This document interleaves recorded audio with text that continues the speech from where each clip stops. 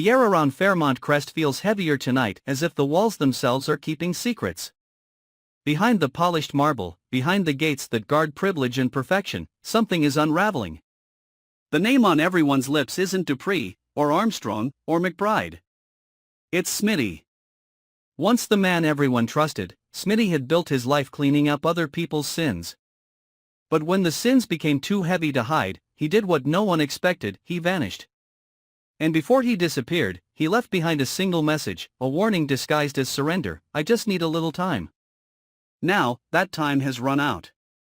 Martin, the one person who believed in him, is caught between guilt and suspicion, searching for answers buried beneath years of deception.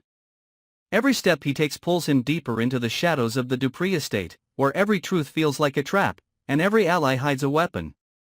What happened in that garage wasn't just a confession, it was the beginning of the end. The investigation has reopened old wounds, and the ghosts of Fairmont Crest are awake again. Somewhere inside the vault, beneath coded files and faded photos, lies the secret that could destroy them all.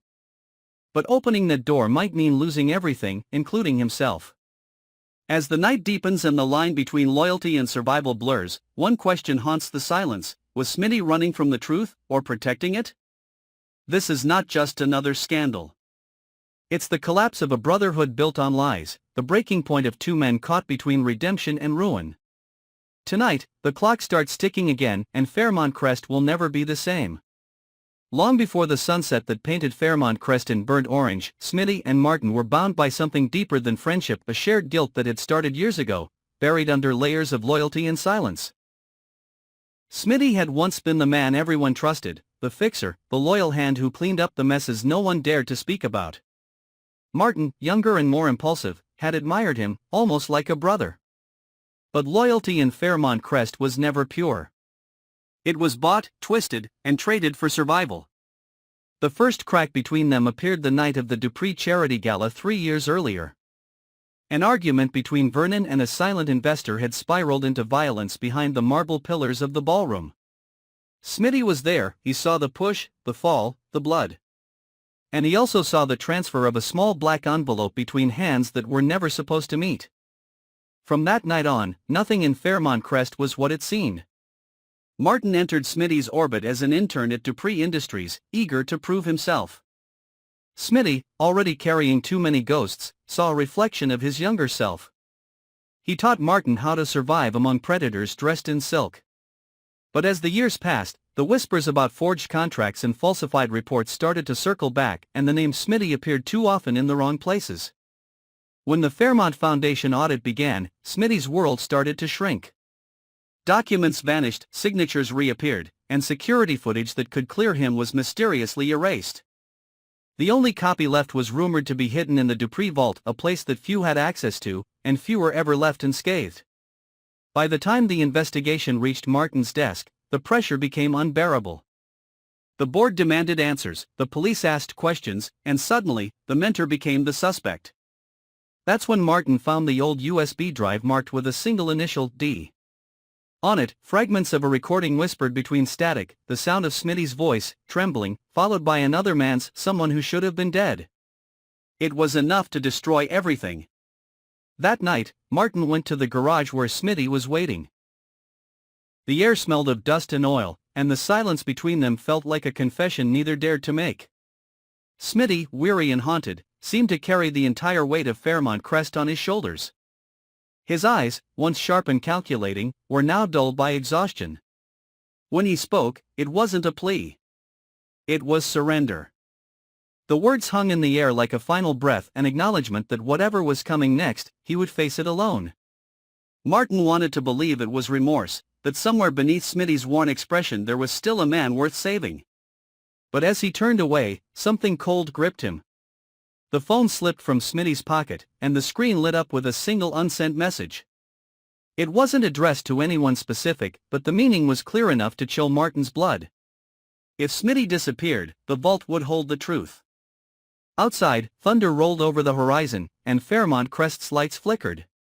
Inside that garage, two men stood on the edge of a storm that neither could escape. Martin walked away, unaware that within the next 24 hours, Smitty would be gone, leaving behind a trail of questions that would consume them all. The next morning, Fairmont Crest awoke to chaos. The police had sealed off the northern wing of the Dupree estate, citing an internal security breach. The local news reported that a body had been found near the lake, unrecognizable, burned beyond identification. But the badge beside it belonged to Smitty. The investigation spiraled into hysteria. Some believed he'd taken his own life. Others whispered that he'd been silenced. Only Martin knew that Smitty had feared this exact outcome. Martin spent the following days drowning in guilt and paranoia. He played the recording over and over, searching for meaning in every distorted syllable. Each time, he heard that same trembling breath before the static cut through a warning buried in noise. He stopped sleeping. He stopped eating. He started seeing Smitty everywhere, in reflections, in passing shadows, in the quiet hum of the Dupree security monitors. The guilt had turned into obsession. One night, driven by desperation, Martin broke into the Dupree vault.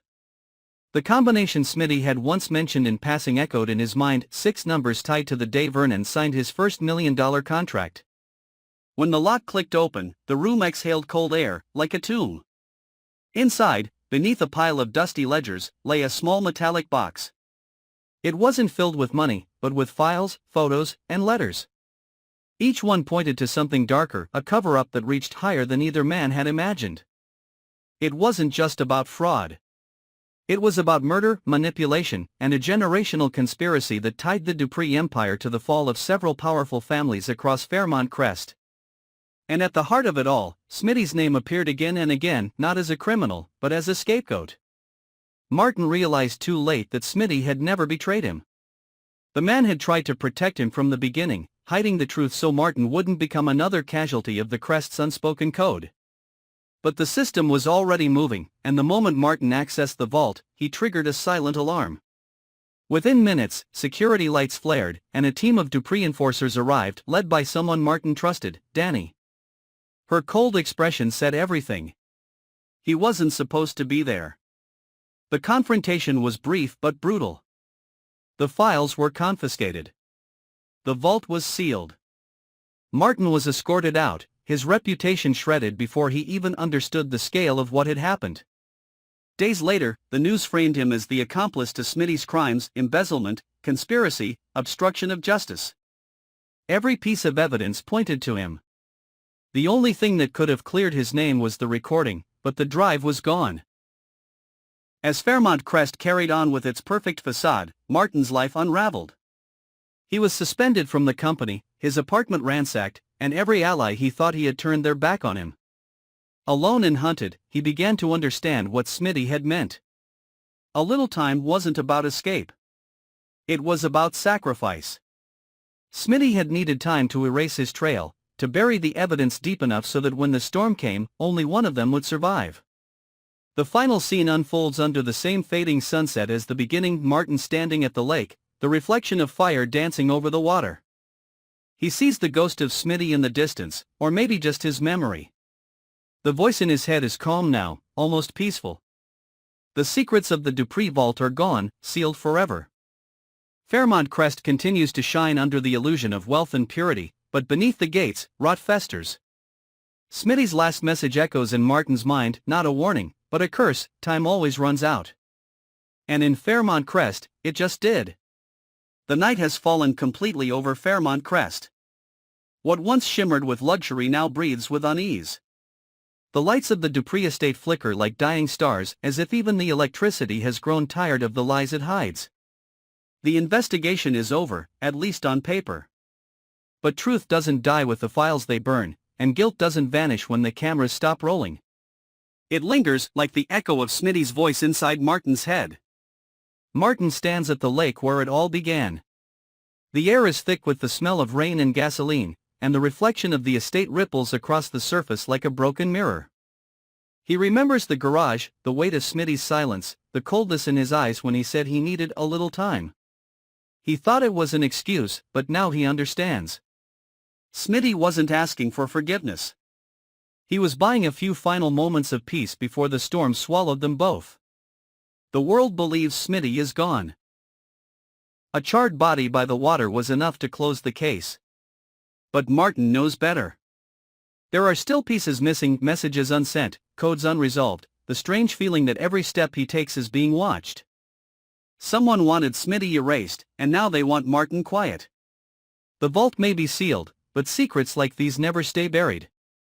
As he stares into the darkness, Martin feels the weight of time pressing down. The seconds stretch, slower and slower, until even the ticking of his watch feels like a warning.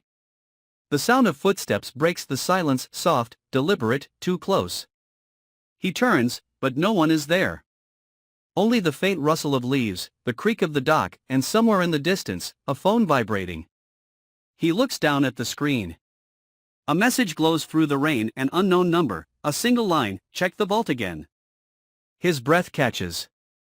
It can't be. Not now. Not after everything. But the screen doesn't lie. The text is real, and so is the signature at the end, a name that should belong to a dead man. Smitty. The lake reflects lightning for just a moment, illuminating Martin's face, pale, hollow, terrified.